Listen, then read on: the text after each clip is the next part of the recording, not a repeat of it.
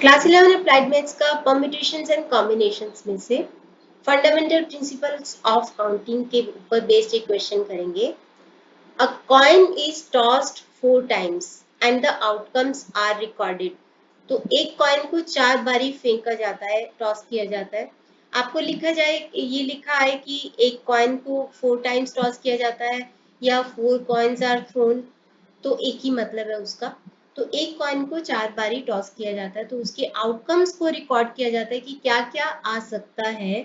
तो how many different outcomes are possible, तो कितने आउटकम्स आ सकते हैं, पॉसिबल है। तो सबसे पहले तो एक कॉइन को थ्रो करोगे, सबसे पहले तो 2 ऑप्शन आएंगे, या तो हेड आएगा या तो टेल आएगा। H for head, T for tail. अब उसको एक ही बारी थ्रो किया गया। सपोज आपको यहाँ पे पूछा जाता कि a coin is tossed once, तो आपके आउटकम्स होते 2 ही, यानी कि हेड एंड टेल अगर पूछा जाता तो। अब इसको 4 बार थ्रो किया गया, तो सेकेंड टाइम फिर से थ्रो किया गया। मान लीजिए पहले हेड आया था, अब फिर से थ्रो किया गया, तो फिर से या तो हेड आएगा या तो टेल आएगा। अब यहाँ पे क्योंकि हेड है तो इसके आगे हेड हेड लिख दो। और इसी तरीके से मान लो टेल आता पहला, तो फिर से थ्रो करते तो 2 ही आउटकम्स होते, या तो हेड या तो टेल। तो यहाँ पे क्योंकि टी है तो इसके आगे टी टी लिख दो। तो अभी ये 2 बारी हो गए। अगर आपको पूछा जाता कि 2 बारी टॉस किया गया तो आपके ये 4 आउटकम्स होते, तो 4 होता आंसर। अब है 3 टाइम्स, थर्ड टाइम उसको फिर से थ्रो किया गया। यहाँ पे हेड और हेड आ चुका है, फिर से इसको थ्रो किया जाता तो या तो हेड आता या तो टेल आता। अब इसके आगे एच एच लिख दो और इसके आगे भी एच एच लिख दो। इसी तरीके से यहाँ पे हेड टेल आ चुका है, तो थर्ड टाइम फिर से थ्रो करते या तो हेड आता या तो टेल आता। H T H T. मैं आपको ये इसलिए बता रही हूँ, ये आपको पूछा नहीं गया, बट स्टिल आपको आ सकता है कि कौन कौन से आउटकम्स आते, तो आप एंड में आंसर लिख सकते हो। तो यहाँ पे भी टी एच आने के बाद हेड आ सकता था, टेल आ सकता था, तो इसके आगे टी एच और टी एच लिख दो। और थर्ड टाइम फिर से यहाँ पे हेड या टेल आ सकता था, तो T T and T T लिख दो। अब यहाँ पे 3 टाइम हो चुका है, तो 1 2 3 4 5 6 7 8 टाइम्स। अब फिर से चौथी बार इसको थ्रो किया जाएगा, तो या तो हेड आएगा या तो टेल आएगा। इसके आगे लिख दो H H H H H H. यहाँ पे फिर से एच एच टी और एच आ सकता है, और एच एच टी टी आ सकता है।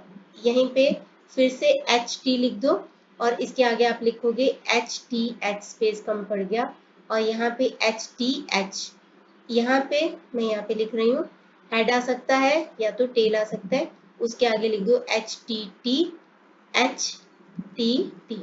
इसी तरीके से लिखते जाना है, T H H H T H H T.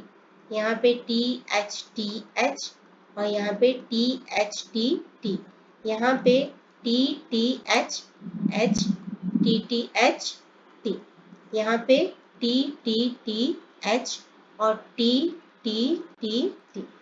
तो आप यहाँ पे काउंट करोगे 1 2 3 4 5 6 7 8 9 10 11 12 13 14 15 16। तो total number of outcomes is 16। और अगर आपको ये आउटकम्स के बारे में पूछा जाए कौन कौन से, तो आप ये लिख सकते हो, इसको सैंपल स्पेस बना के एज फोर सैंपल स्पेस, बिल्कुल इन्हीं को एज इट इज लिख सकते हो, H H H H coma H H H T करके। इस तरीके से आप ये 16 आउटकम्स को लिख सकते हो। अच्छा, अब यहाँ पे ये 2 4 8 16, इतना बड़ा क्वेश्चन की जरूरत नहीं थी, आई नो, बट मैंने दिखा दिया इसको करके। अगर आपसे वैसे मतलब एमसीक्यू में आए क्वेश्चन, तो एक बार ही थ्रो करने से हेड और टेल 2 ही ऑप्शन है, तो 2 raised to 1 जो कि होता है 2। 2 बारी टॉस करने से तो 2 ही आउटकम्स है, हेड एंड टेल, तो यानी कि 2 2 क्योंकि 2 बारी थ्रो किया तो 2 raised to 2 विच इज 4। 3 बारी टॉस किया तो 2 raised to 3 8। 4 बारी टॉस किया तो 2 raised to 4 16। ऐसे ही 5 बारी टॉस करते आपसे पूछते तो 2 raised to 5 32। 6 बारी थ्रो करते तो 2 raised to 6 64। इसी तरीके से ये क्वेश्चन को करना है।